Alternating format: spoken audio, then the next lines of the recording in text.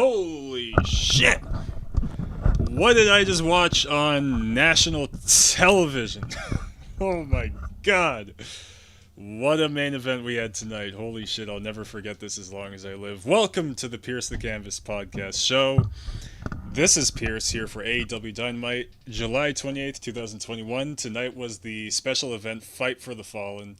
We're coming off the kind of like 3-week special Dynamite events. Actually, there's even technically one next week for Homecoming. Coming off the two Fighter Fests, and yeah, tonight we had a hell of a show. Just up and down, pretty fantastic. There wasn't really many low points.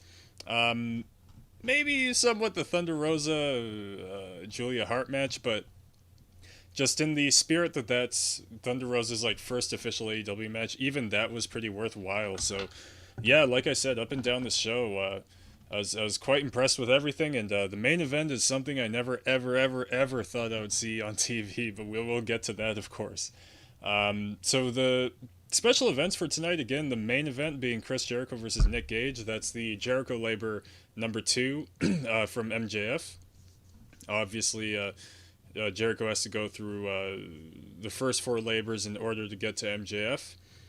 We also had Lance Archer versus Hikuleo for the IWGP United States Championship. FTR versus Proud and Powerful. So just up and down, this card was god dang stacked, and it really did deliver. The show opened up with Dark Order and Hangman Page versus the Elite, and they did a really special presentation for this match. We had a video package basically talking about how Adam Page is like a real cowboy. It's like it's a really, cowboy inspired way that they shot it. They had all of Dark Order like posing and stuff, and talks about how Hangman, he doesn't even need a hat to be a cowboy, because if you haven't noticed, he's never like wore a cowboy hat. When they get bloodied and trampled, they dust off and get back up. They'll stand by their partners and keep riding until they find their peace. And yeah, we get a special entrance for them. Really cool stuff. And so for the heels, Justin Roberts introduced them one by one. They all have these random nicknames. I didn't even bother writing them down. Young Bucks and Kenny Omega come out with like Space Jam inspired attires and basketballs in hand. I think everybody was wearing the Space Jam attire, but you're only able to see the Bucks and Kenny Omega during the entrance. So they have the Y'all Ready for This, sports song playing during their entrance. They call themselves the Elite Squad. And I think this was a promotional for Space Jam, actually. So they're wearing, like, more Space Jam-inspired attire. Brandon Cutler gets there's a basketball net set up, like, on the ramp, and Brandon Cutler sets it up, and everybody starts, like, dunking and taking shots during the entrance. It was freaking hilarious. On the back of the shirts, there's like jersey numbers. Of course, Kenny Omega's got number 23 because he's the greatest of all time, right? That's both LeBron and James, so you don't know who I'm talking about. LeBron and James, fuck. Okay, well, I guess I gave it away. LeBron and Jordan. Hot take, guys. The only other number I really took in was Carl Anderson, who had the number 2012, which represents, the peak of his career, I guess. When he was in the G1. So before much happens in the match, everyone gets in the ring to brawl. You know how 10-man tag team matches go. Ends with a reversed suplex by the faces after an attempt by the heels to do so.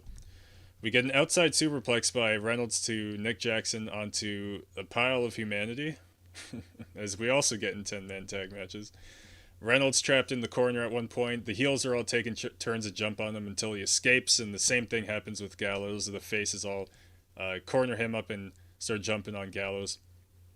Carl Anderson manages to get a roll-up on Alex Reynolds and gets him eliminated. And also, I just want to disclose, like, a lot happened in this match. So if I missed a spot or two, forgive me. There is a lot going on here. We eventually had a fatality by Uno and Grayson to Carl Anderson. They got him eliminated, so we're down to 4 on 4. Grayson lands a 450 on Gallows for a near fall, Kenny saving the fall. And Grayson with an outside springboard corkscrew landing. He's supposed to land on like six people, but like nobody catches him. He just kind of like, I guess there's three people like on one side, kind of three people on the other, and he kind of just went in the middle and kind of just splatted on the ground. Everybody sold it anyway. Um, After that, Gallows and Grayson fight off into the crowd. Grayson climbs up in the crowd and attempts to dive on Gallows, and it was basically the same story. He like barely hit Gallows, kind of just hit the floor. I think he got a little bit more of it this time. Both guys actually ended up getting eliminated due to this after a 10 count, which to my knowledge, I don't remember any 10 count finishes in any matches ever in AEW. This not that that was a finish; it was just an elimination. But I don't know if we've ever gotten a 10 count in AEW, as far as I'm concerned, or as far as I remember. If you know of anything, please remind me. Uno got a near fall on Omega. Afterwards, attempts a swanton, but eats knees. Kenny hits a V trigger, one winged angel on Uno, and Uno's out. He's not going to be the one to kick out. And at this point, it's Omega, Bucks, and Hangman and John Silver. So it's a 3-on-2 situation at this point. Silver lands a spear and a flurry of punches to Matt until Matt reverses with a thumb to the eye. Matt has Silver cornered. Nick does CM Punk signature, which actually, you know what? Maybe Nick Jackson does do that more often, but just with all this CM Punk news going on, it stood out to me as CM Punk signature, the knee and then the bulldog. And then right back from commercial, we have John Silver running wild on the Elite and lands his airplane spin bomb on Nick Jackson for a near fall. Bucks powerbombed Page onto the apron as well during the commercial break. And so at one point, Brandon Cutler sets up the basketball net that I mentioned earlier by the ring, while Matt sets up for the Indie Taker. Nick tries dunking while doing the flip. I don't know if you watch BTE, but Nick's gimmick on BTE is that he's like an amazing basketball shooter. Like, he does all these trick shots, and they're actually freaking impressive. I'm serious. You should check them out. Ironically enough, he missed this one. So he was doing the Indie Taker flip and attempted to dunk while doing the pile driver thing. But unfortunately, he missed the dunk. And yeah, so after that, they get Silver back in the ring. They land a BTE trigger for the elimination. So at this point, it's a 3-on-1. So very little hope for Page at this point. So Page and Omega face off. I wrote Page and Hangman. It's so hard freaking writing this shit. Page and Omega face off. Kenny actually hawks a loogie right in Adam Page's face. That gets them teeing off. Kenny lands a V trigger. Bucks double super kick. And a triple super kick from all three heels for a near fall. So they really made Hangman Page look like Superman in this match. So the Elite Hangman on the ropes for Nick's 450 splash, when they do that. That was also a near fall. Omega misses a V trigger and a German suplex attempt. Page is able to take out the heels and lands his outside moonsault.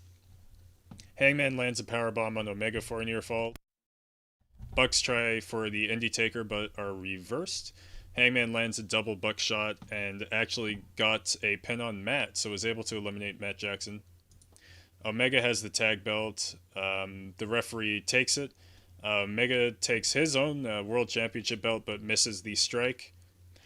Kenny eventually, after like a month, is able to land the title shot strike on Page when the Bucks distract the referee. That led to a near fall. So yeah, Hangman's just like Superman. Like, honestly, they really buffed him up for this. So this leads to 2 V triggers and a 1-winged angel from Kenny Omega onto Hangman Page for the win. So unfortunately, this is going to result in Hangman and Dark Order not being able to challenge for titles. So we'll see what happens. Obviously, one day we're going to get the Hangman and Omega match. Yeah, I guess it's just not going to be at All Out. They're probably going to do what I said a few weeks ago, that they should do it on the 1 year during Full Gear. So next we have Marvez with Pac Penta and Phoenix are absent. There might be, I think they kind of said the shoot reason why. Apparently, their vehicle to get to the arena was canceled or something like that. Maybe it's not a shoot, actually, because Chavo and Andrade came in, and Chavo says that they had a limo ordered for Penta and Phoenix. However, we never saw them again. I'm just now realizing that. So I guess they probably canceled the limo on them as well. Oh shit! So this is the part I had to go back and write stuff down for because I was thinking like, what did I miss? There's something I missed that I got to go back and check out. And what I missed was what Andrade said after Chavo was done. I'm sorry, I didn't get a word the guy said, and not for lack of trying. So yeah, I just missed that. Thick accent. So next up is the Ricky Starks FTW Championship celebration. We have Taz on the podium, and he introduces Ricky Starks. They have a brass band. They come out and play for Ricky Starks. Starks comes out with Hook, and Starks has roses in hand. I don't know who gave him the roses. He probably just bought them for himself. Starks says Hobbs is out recruiting, so he's absent right now. He probably also missed a ride to the arena or something. Says Team Taz got rid of garbage known as Brian Cage. Says that he himself, Starks, is the glue of the group. He's always cleaning up after Cage's trouble. Says when he broke his neck, Brian never even checked up on him. Starks says that Brian is selfish and he doesn't want to be around him. Doesn't know what teamwork is. Starks knows how to be a star, which Brian couldn't figure out over the last 17 years. Just a kick-ass heel promo. So this enraged the Cage, so he came out and takes out all the band guys, which is pretty funny. He kills the drummer, the classic cartoon move where they take the drum and put it on their head, like put their head through the drum. Cage takes a trombone and breaks it in half. Ricky whips his roses at Cage and takes off. And I kind of just noticed that the crowd wasn't way too loud for much on this show. Here and there they were, and I'll actually get to one particular point. They're pretty loud. But the crowd this week is definitely probably the weakest they've had. I said definitely probably. They're definitely probably the weakest they've had since they came back to full crowds. And speaking of being a weak crowd, Hiroshi Tanahashi showed face out of freaking nowhere and makes his interest in the U.S. title known. Says he'll challenge tonight's winner for the title. So that's extremely exciting. We're going to have Hiroshi Tanahashi. Like, once Tanahashi comes in, that's when you just open the floodgates. Now you're going to, all the stars of New Japan, they're going to show up on AEW, man. Hiroshi's just the beginning. As far as the major stars, he's really the first one. He's going to be leading the group as far as the top guys from New Japan coming into AEW, or vice versa. Oh, well, that's already happened. AEW guys going to New Japan, I guess. So next up we have FTR versus Proud and Powerful, Tully Blanchard with FTR. And this is the grudge match, just, the storyline kind of being who's poorer than the other, I guess. That's really what this is all about. But I guess the reason for it is like, oh, I'm tougher than you because I grew up in harsher conditions type of thing. So into the match, Proud and Powerful land a double suplex as well as an assisted power bomb. Dax lands a spine buster for a near fall. Santana catapults Dax into the ring post and a tope to cash on the outside. Ortiz lands a powerbomb on Dax. Santana lands a frog splash for a near fall. Santana lands a German. Harwood with a huge clothesline. Ortiz powerbomb to Harwood, and Cash lands a swinging DDT to Ortiz. That went boom, boom, boom. Like, it took me twice as long to say that as the time it happened. Santana with a powerbomb to Harwood for a near fall. Harwood lands a DDT to Santana, has Ortiz up top, and lands a superplex. And the win kind of came out of nowhere. Dax Harwood lifted up, I think it was Ortiz for a brainbuster, and that was it. 1, 2, 3. So Proud and Powerful coming away with another loss here. At this point, it's like getting bad. Like, Proud and Powerful really needs to rack up a big win. This only puts them pegs further down in terms of being able to get that AEW Tag Team Championship. So fortunately, they took another loss here. And Cash Wheeler was on the outside and his arm got cut up somehow. I don't know how, but it looked bad. Like, they only showed it for a few seconds, but I swear, like, I know his arm was bleeding, but I feel like I saw like a puddle of blood under. I don't know if it was that bad, but his arm was bleeding, so something happened. Hopefully, Cash Wheeler's all right. Yeah. So next up, we have Shivani with Baker in the back. Baker says that Nyla Rose breaks bitches, and this is the second time that's happened apparently. Baker getting hurt in the ring with Nyla Rose. But I do think that this particular incident is a bit of a coincidence, unfortunately, because I think Baker got hurt in a situation where Nyla Rose wasn't necessarily directly responsible. So I don't think it's like Nia Jax in WWE where she's literally just hurting everybody. I think Baker inadvertently messed up her wrists at some point in the match. Anyway, Britt says that she's the baddest bitch on the block. Still tapped out Nyla Rose even with a broken freaking wrist, she says. Kurt Angle. Dig right there. Reba can't handle the job of keeping her safe with everyone going after her. And I believe what she said was that she's going to introduce somebody else who's able to protect her. Reba will still be there, but they didn't. I was anticipating that they were going to show who it was going to be right there, but I guess we're going to find out at some point. Next up, we have a segment where Tony Khan is going to announce a special event. However, we didn't see any Tony Khan. He just passed the message over to Shivani. And it's a pretty big announcement. We're going to be having Rampage, the first dance. I wonder if that's Rampage's very first show. It might be.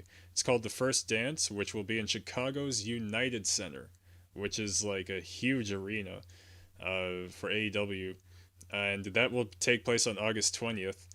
And of course, being in Chicago, the crowd immediately catches onto it and chants for CM Punk, and the camera's just zooming in on the fans chanting for CM Punk, so they're not hiding anything.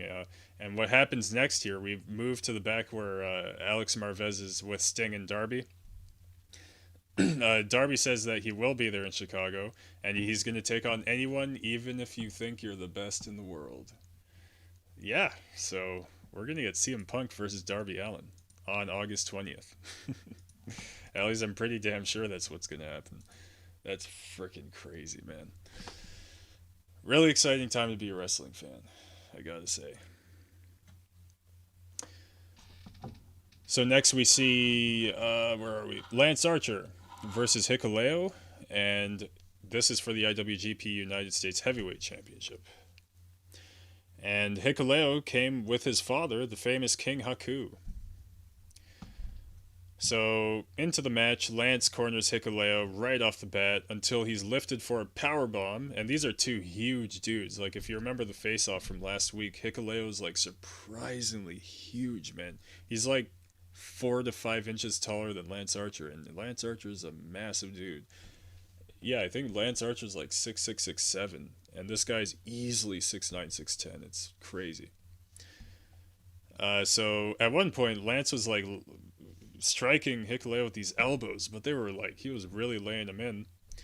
And then we cut to commercial, and actually during break, King Haku got some stuff in.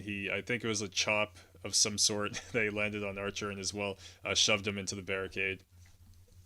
Archer lands his moonsault old school on Hikuleo. And yeah, this was the match where I particularly noticed the crowd being really quiet, unfortunately. I guess they're not familiar with Hikuleo, so it's hard for them to really be invested, but it just kind of, just coming off all these weeks of these wild crowds, and then we ended up with this crowd. I actually don't really remember what city this was in, but yeah, they weren't particularly excited or exciting. Soon after that, Lance lands a superplex for a near fall, and after a while, Lance gets Hikuleo up for a blackout, lands it for the win. And that's impressive, being able to black out this dude. Like, he's huge. It's one thing if you're 5'11" and you could lift a guy that's 6'3" above your head, but seriously, like, being 6'6" and lifting a guy that's like 6'10" above your head, that's some next level stuff. Like, at least that's how it looks on TV. Looks really crazy. And one of the big matches for next week of the Homecoming show is Malachi Black versus Cody Rhodes. So Cody's with Marvez at the production table. Um, before the match with Malachi Black for next week. But before he could really say anything, Black just kicks his head off. Just comes out of nowhere, kicks his head off. They begin brawling. They brawl into the arena. Black lands a huge knee and kind of takes out Cody. A bunch of random dudes come out to save Cody. And Malachi Black took Fuego del Sol, chose him as his victim to land a black mass, which I'm not sure if they're calling it black mass in AEW. We'll see. So next we see Miro before his title defense for next week against Lee Johnson. Says that God's favorite champion will fight Lee Johnson. Says that Johnson's talented, but he can't take Miro's divine reign. Says something about his wife and says that the glorious reckoning is on Johnson. So that'll be next week, where Lee Johnson will get crushed. And next up is Angelico and Private Party with Matt Hardy versus Jurassic Express and Christian with Marco Stunt. And into the match, the faces have the advantage until Hardy attacks Jungle Boy while the ref is distracted, after which Stunt and Christian chase him to the back. Isaiah Cassidy chokes Jungle Boy with his do-rag at one point. Luchasaurus does a German suplex train, as I called it, with all three of the heels. So the heels like grab each other by the waist, and Lucha grabs the one at the back by the waist and hoists over all three of them. There was it was a little awkward, but you can't blame him, man. He was lifting like 600 pounds right there. Not really, maybe like 510 pounds. Jungle Boy lands a tope. Luchasaurus lands a chokeslam to Quen. Christian lands a frog splash to Mark Quinn as well and gets the pin. And afterward, we had a hoodied Blade attack Christian Cage with brass knuckles post-match. So we're going to get Christian Cage versus the Blade. And they kind of just have Christian Cage, bouncing around the whole Hardy office thing. So I guess that's all they're doing with them for now. I'm sure they got bigger plans in the future, but for now, we're just going to be getting matches of Christian fighting guys from the Hardy family office. So next up, we have a promo package from Nick Gage, and this is showcasing his very violent style, his deathmatch style. So we're seeing clips, from his career. These very bloody clips. They weren't hiding anything, and they sure as hell didn't during the match. Says that he's the deathmatch king, and he'll leave Jericho cut up. Says Jericho will feel pain for the rest of his life. MDK all day. And for the second last match here, we had Julia Hart with the Varsity Blondes versus Thunder Rosa. And Julia Hart, there's no other way to put it other than that she's very green. This really just came off as Rosa being the cat playing with the mouse. Like, seriously. We got small video promos before the match. Brian Pillman Jr. said that Julia has been thrown in the fire since day one. Garrison says that she'll prove why she's one of the best athletes of the sport. I'm not so sure. Rosa says that this is her first official match as an All Elite member, and the crowd actually was particularly loud for this. So the two instances during the show is for Thunder Rosa and the CM Punk chants. Those are like the loudest chants of the show, and maybe actually throughout the 10-man tag they were pretty hot there as well. So Rosa was just super dominant in the match, as I alluded to. Lands a corner clothesline and lands corner knees and starts beating the crap out of her with these hard-hitting shots. Rosa locks in basically an ankle lock until rope break. Rosa with a corner drop kick, and then picks up Hart for the Fire Thunder Driver for the win. And so next up, before the main event here, we had some matches announced for next week. So again, it'll be Malachi Black versus Cody Rhodes, Miro versus Lee Johnson, The Bunny versus Layla Hirsch. I hate to see Layla Hirsch lose. I know she's going to lose to The Bunny. I really like her style, her wrestling. All of her matches are very entertaining. And Christian Cage versus The Blade will also take place. And then right before the match, we have Moxley cut a promo on Tanahashi. Says that he had to crawl out of a barbed wire hell last week. And he goes on to say that he's watching the Olympics these days, and he can't help but notice that all these athletes get to go to Japan to compete, but he can't. He's stuck in the U.S., so he can't wrestle in Japan. And then he addresses Tanahashi, says that, listen, the second I lost the U.S. title, you show up, which I actually noticed. Like, I saw Tanahashi and I was like, damn, Moxley, like, just missed out, man. But no, Moxley's not letting this pass by. So Moxley says that Tanahashi's been running away from him.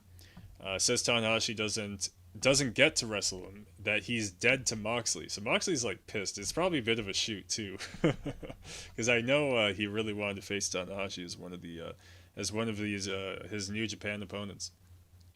Moxley says that he is the Forbidden Door. I thought that was Tony Khan. Says Tanahashi learned from Suzuki and Nagata not to get in his way. And that brings us to the most violent thing I've ever seen on television in my life. Seriously, like nothing, you could tell me the scene from this show that, no, fuck all that shit. They say wrestling's fake bullshit. That's all fake bullshit. This was pretty fucking legit here, man. This was crazy. Chris Jericho labors, number 2, Nick Gage, in a no disqualification match. And for the special occasion, Chris Jericho brought his Painmaker gimmick. And after Jericho's entrance, I hear bells, and I'm like, oh shit, they got frickin' From Whom the Bell Tolls by Metallica. But no, they ended up switching to another song, but it was decent. It wasn't bad. It wasn't For Whom the Bell Tolls. It wasn't close to as good as that, but still pretty cool, real hype theme song that you could get really excited to see Nick Gage to. And hearing Justin Roberts introduce Nick Gage was the most surreal thing in the freaking world. He hails him as the King of the Deathmatch, representing the Murder Death Kill Gang, Nick effin' Gage. Because, we could have people tearing each other's faces, arms up, and putting each other through this and that and the other. Don't say fuck. Out comes MJF, popcorn in hand for the announcer desk. I laughed really hard for some reason when I saw that he had popcorn. I was like, yes, he came with the right stuff.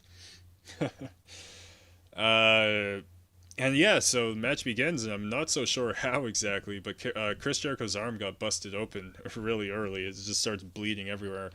Nick Gage had the pizza cutter in his hand the whole time. Like, even when the match started, he still had it in his hand, so maybe he struck him with the pizza cutter and I didn't notice. But Jericho's arm starts bleeding everywhere. Gage actually hits some wrestling moves, suplex and a Falcon Arrow for a near fall. Jericho locks in the walls until Nick Gage is able to pull himself under the ropes to escape. Obviously, there's no rope breaks. Gage finds his light tubes under the ring. So that's already, just seeing light tubes on TV is trippy. Jericho goes under the ring and grabs Floyd and proceeds to strike Gage with the baseball bat. Gage lands his choke breaker to Jericho and then pulls back out the pizza cutter and starts tearing up Jericho's forehead. Woof, man. That'll never not make me cringe in the best way possible. Because I love my violent wrestling. Gage continues his slicing and dicing of Jericho during the commercial break, dude. It's fucking hilarious, because Jericho's getting torn up with a pizza cutter. They go to commercial, and it's a Domino's pizza commercial. While in picture, Nick Gage is slicing up this dude's forehead with a pizza cutter. And so they use the commercial to set up a whole bunch of weapons. So I'm watching. This is one of the rare times I was really watching the picture-in-picture. And yeah, not too much happened. Gage is grabbing chairs, like 3 chairs, throws them in the ring. Grabbed a glass pane as well, one of his signature weapons, and slides that into the ring. Back from commercial break, Gage sets up the glass pane between 2 chairs, heads up top, and Jericho's head, he's lying down, and Jericho's head is underneath the glass, so I guess Nick Gage was planning on jumping himself through the glass onto Jericho's face. Imagine that. That would be insane. But anyway, that didn't happen. It was still pretty insane. Jericho was able to take control, got Nick Gage up top, delivers a flurry of punches before landing an avalanche rana through the glass, and the glass explodes into 1.5 million pieces. And this led to a near fall. So Jericho proceeds to use a steel chair, lands a couple of chair shots, attempts a code breaker, but Gage catches him and bombs him onto the glass. So Jericho got a taste of that glass. And little did he know what was to come. Well, I'm sure he knew because, it's fake. But, well, it's not fake, but, it's a work. So now he takes light tubes and starts striking Jericho on the back. Jericho, so he takes one of the shots to the back with the light tube. The light tube explodes, and Jericho's just like, I don't know if like how much of it was selling and how much of it was seriously agonizing pain, but he's just selling it like it's the most painful thing in the world. And then he turns around and he's like ducks his head down. He's like, "All right, man, just give it to me." I don't think that was actually the what he was trying to get across, but that's how it looked. He just turned around, put his head down, and Gage takes another light tube and shatters it right on Jericho's face, man. I respect anybody who faces Nick Gage, man. That Matt Cardona match, that was incredible. I just got to say, anyone who actually gets through this guy, I respect. And Jericho, he went all the way, I guess, as far as you really can on TV. So after the light tube shots, it was actually right after, Nick Gage got him in position for a gotch pile driver and landed it on the glass. Does a pile driver onto the glass for a near fall. Crazy. Gage has some sort of shank. It looked like an icicle, basically, is what it looked like, but it was some thick white shank. It might have been one of the light tubes, like broken. And he just starts stabbing Jericho in the fucking face with it. And then he breaks another light tube and uses the sharp end, starts cutting up Jericho. Dude, it was fucking crazy. Just seeing it on TV, like I've seen the GCW matches, like it's not like I've never seen this type of thing before, but it's something else watching this on TV. It really is. Gage gets 8 more light tubes, so there's 4 strapped, so he has 2 sets of 4 strapped together. Jericho turns around and spits mist into the eyes of Nick Gage.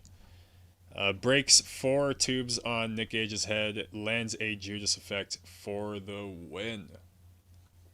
That was the craziest shit I've ever seen, man. And after the match, Jericho's like bawling, like crying, like And again, how much of it is selling? How much of it is this guy's traumatized for the rest of his life? Oh man, just really crazy. And also, Nick Gage took very little punishment in this match, man. Jericho took it all, dude. I guess Gage went through the glass. That's really the worst thing that happened. But Jericho's just like taking everything in this match. And he came away with the win. So MJF cuts the music after the match, tells Chris that he's in more pain than he's ever been in his life. I believe it. It's the most painful looking I've ever seen Jericho in his entire wrestling career. And he's in his 50s.